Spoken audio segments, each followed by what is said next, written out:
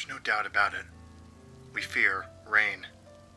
We wear our trench coats and our umbrellas and all that to avoid getting hit by some lousy droplets of water. But what is it that makes us fear it? It's not something we learn. It's something deep. It resonates within us. An unexplainable repulsion towards getting ourselves wet during a downpour. It is not a learnt fear.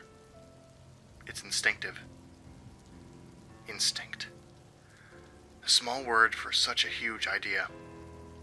I've lived in the countryside for 4 months now, and am now back in the city. The neighbors used to tell me to nail the windows shut for about 2 or 3 weeks, right after I started living there. But it was the beginning of summer, and with all the heat of the sun, I wasn't gonna do something as stupid as that. At least, I thought it was stupid. You know that smell? The one that rises just before the rain starts falling on you? In the city, people will always say it's the smell of watered earth, of the dirt getting wet, of bacteria and plants receiving the rain. But the people have never been in the country. They haven't the faintest idea. You see, the cities, the huge metropolis, has not always been there. Mankind has been living in nature far more than it has been living in the cities. That is why we still have the instinct to fear the rain. It is not the smell of earth, dirt, bacteria, plants. It's their smell. They come out in the rain, and they seek to mate. But they cannot hold their own, for they must retreat hastily as soon as the rains give in and the water stops.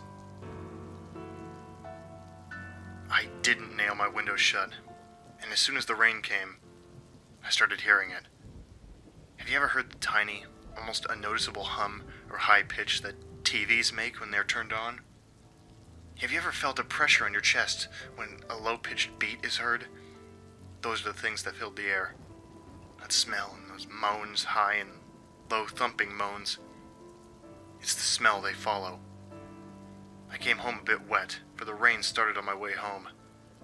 I started hearing those noises sometime after I entered my house. Then the scratching on my door began. I went to check it through the window, and what I saw was horrible. What at first looked like a giant worm was in fact a humanoid thing, with its lower body being one long leg or tail. Its small, atrophied arms were strong enough to allow them to crawl, slither.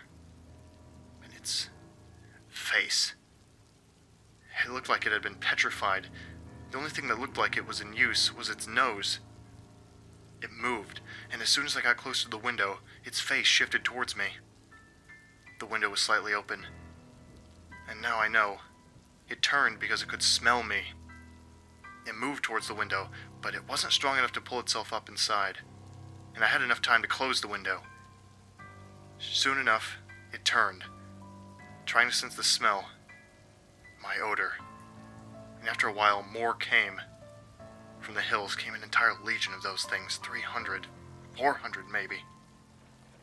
Thoughts of monkeys running up towards high rocks and climbing trees came to my mind. These are the things we feared since the dawn of time. After a while, the macabre sight became something I couldn't stand. The noise was so much I couldn't sleep, and the things were so ugly and disgusting, yet I couldn't stop watching. Soon, I saw the old stray dog that always wandered around. It was a dirty dog. Must have been 15 years old. Too old to run. Too old to live. They grabbed hold of his paws. 1, 2, 3, 5. The dog started howling and tried to bite one of them, then the other. Soon they overpowered the poor animal, and then it happened. From their chests came out a sting. 1, 2, 3, 5. They all started stinging the poor beast. After that, they all turned to see towards the east. Then they started crawling as fast as they could towards the plains. They disappeared as fast as they came. The dog lay motionless. It seemed like parts of him breathed. At intervals, parts of his body pulsated. Then, Suddenly, the dog jumped to its fours and looked renewed. It started running like it was a young pup. Then it went running towards the plains and disappeared from my sight. When morning broke, I took nails and wood planks and nailed my windows shut. Not even one hole was left. I even checked for other holes in the walls, the door. God, I was starting to get paranoid. I left the house to get some groceries from the neighbors. They had their own farm and had a lot of things for sale, but we're talking farms here. The distance I had to travel was about a mile or two to their house. When I got there, black, menacing clouds were near. The neighbors were cold and quick. They gave me eggs, milk, some honey, and meat, but told me if I wanted to live, I would stay for the night.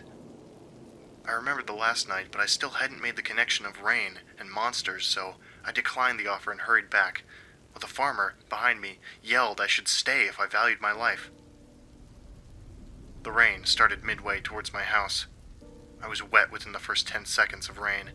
It was a real downpour. I felt the smell of rain once more. And then I heard the sounds once again, the high-pitched noise, the low thumping. I wet my pants when I saw the first of those things crawling towards me, its nose like a black eye moving towards me.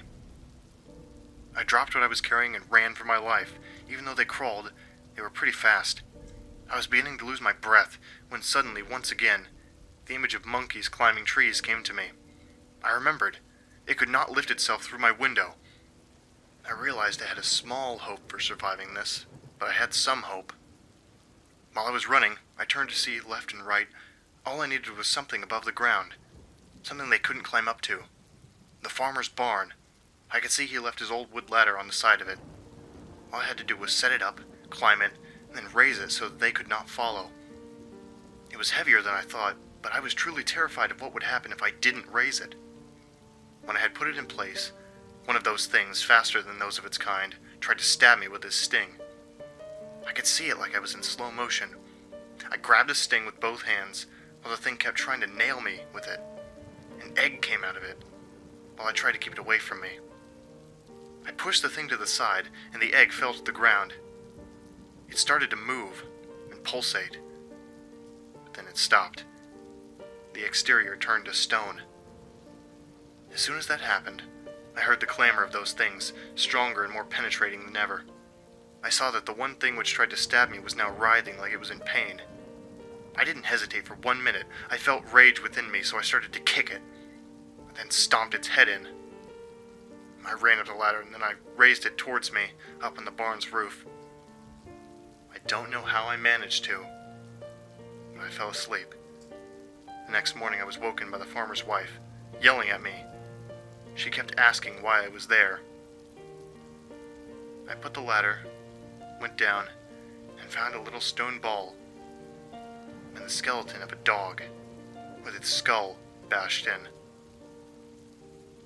Why had I never seen these things until now? Why did this happen only in a place like this? It all came to me. The egg, the rain, the smell of wet people. What about those flashes in my mind? Those memories of a time long gone. The people around here, the environment around here, it's all very much like it was some thousands of years ago. The only thing around here that's changed are the houses.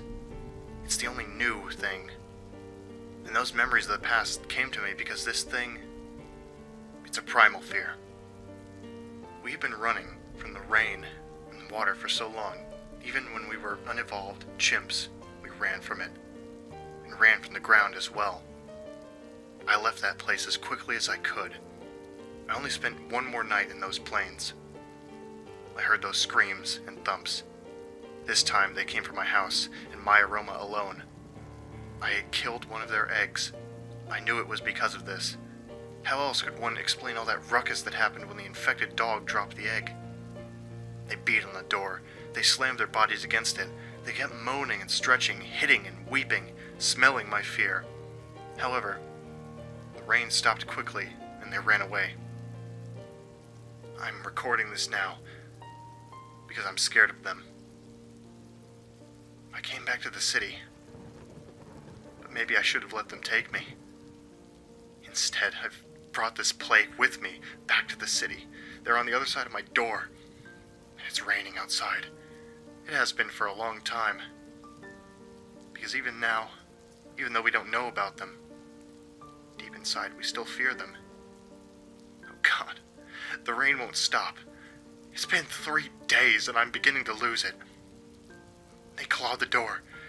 I don't know how much more it will resist. They're taking it down. They smell my feet.